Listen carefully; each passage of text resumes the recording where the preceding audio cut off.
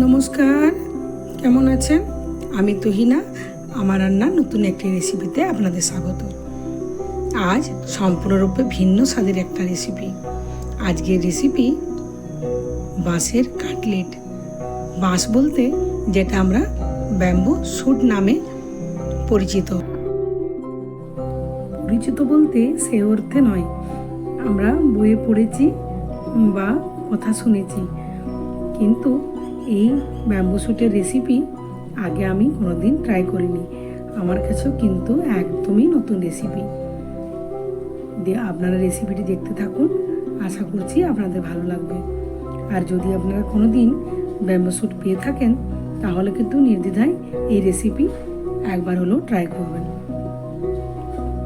আর মাসিমা এই bamboo shoot এনে উনি ব্যবস্থা করেছেন সব কিছু, এবং তার সাথে সাথে আমার সঙ্গে শেয়ার করেছেন, আমাকে শিখিয়েছেন। সেই জন্য মাসিমাকে অসংখ্য ধন্যবাদ।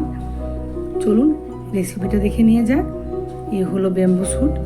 এর বাইরের অংশটা একটু শক্ত শক্ত হলেও ভেতরের অংশটা কিন্তু বেশ নরম, সেই জন্য বাইরের অংশটা একটু ফেলে দিতে হচ্ছে। এইভাবে ব্যাম্বু শুটের বাইরের অংশটা ভালোভাবে ছুলে আর মাসিমা সমস্ত অংশগুলো গ্রেট করে রাত্রিবেলায় জলে ভিজিয়ে রেখেছেন। ওনার মতে যদি 15-16 ঘন্টা জলে ভিজিয়ে রাখা হয় আর মধ্যেখানে জল পাল্টে দেওয়া হয় তাহলে কিন্তু এর ফ্লেভার অনেকখানি এনহ্যান্স হয়। তাই তিনি ছাঁকনিতে পুরো গ্রেট করা অংশটা ছেঁকে নিচ্ছেন এবং হাতের সাহায্যে চেপে চেপে দিচ্ছেন যাতে ম্যাক্সিমাম জল রিডিউস হয়ে যায়। উনি রাত্রেতে গ্রেট করে ভিজিয়ে রেখেছিলেন, রেসিপিটা বানালেন পরের দিন বিকেলবেলা। এই রেসিপিতে লাগছে একটুখানি আতপ চালের বাটা, তাই আতপ চাল ভিজিয়ে রাখা হয়েছে।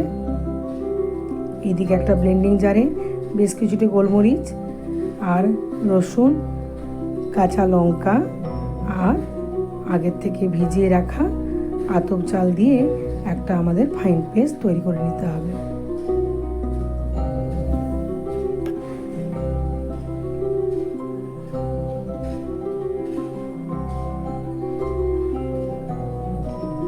দেখুন পেস্ট তৈরি হয়ে গেছে। আর এদিকে আমরা একটা বড় পাত্রের মধ্যে নিয়ে নিচ্ছি, কারণ সব উপকরণগুলো একসঙ্গে আমাদের মাখতে হবে। ছাঁকনিতে তো পুরো জলটা রিডিউস হয়নি, তাই মাসিমা হাতের সাহায্যে চেপে চেপে নিচ্ছেন। জল বেশি থাকলে আবার কাটলেট তৈরি করা সম্ভব হবে না। আপনারা দেখতেই পাচ্ছেন কীভাবে উনি হাতের সাহায্যে জলটা বের করে দিচ্ছেন। এইদিকে ব্লেন্ডিং জারে আরও কিছুটা আদা নিতে হচ্ছে। আদা আমরা ব্লেন্ড করে নিয়েছি, তার সাথে দিয়েছি হলুদ গুঁড়ো, জিরে গুঁড়ো আর স্বাদ মতো লবণ। এরপর সমস্ত উপকরণগুলিকে মেখে নেওয়ার পালা। দেখুন মাসিমা হাতের সাহায্যে সুন্দরভাবে মেখে নিচ্ছেন।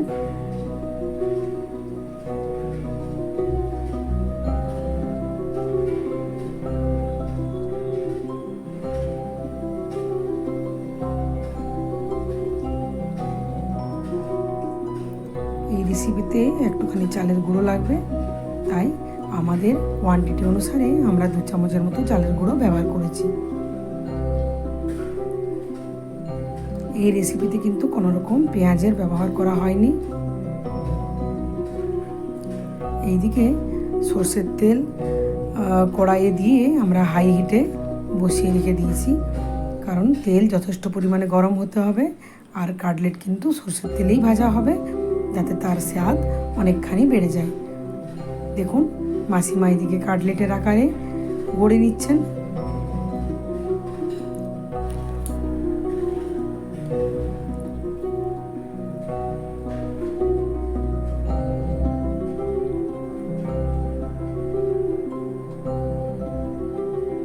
তেল পর্যাপ্ত গরম হয়ে গেছে, এবারে ভেজে নেওয়ার পালা। ধ্যানে রাখবেন যখন কাটলেটগুলো তেলের মধ্যে দেবেন গ্যাসের ফ্লেম কিন্তু যেন হাই থাকে, এবং পরে মিডিয়াম করে আর উলট পালট করে লালচে লালচে রং হওয়া পর্যন্ত কিন্তু ভেজে নিতে হবে।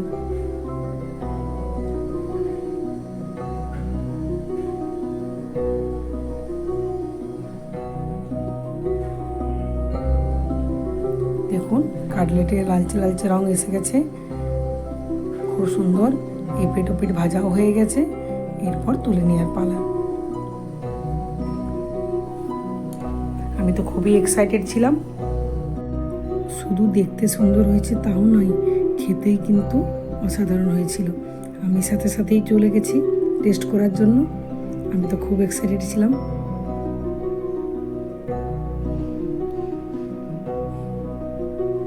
দেখুন, আমি এদিকে ট্রাইও করে নিলাম, দারুণ হয়েছিল খেতে। দেখুন, আমার ছেলেরও এই কাটলেট কিন্তু খুব পছন্দ হয়েছে। আপনাদের এই রেসিপি কেমন লাগলো কমেন্ট করে জানাবেন, আর জানাতে ভুলবেন না যে বাঁশের আর কি কি রেসিপি আপনারা ট্রাই করেছেন। আর এই ভিডিওটি ভালো লাগলে লাইক করবেন আর শেয়ার করে অন্যদের দেখার সুযোগ করে দেবেন। ধন্যবাদ।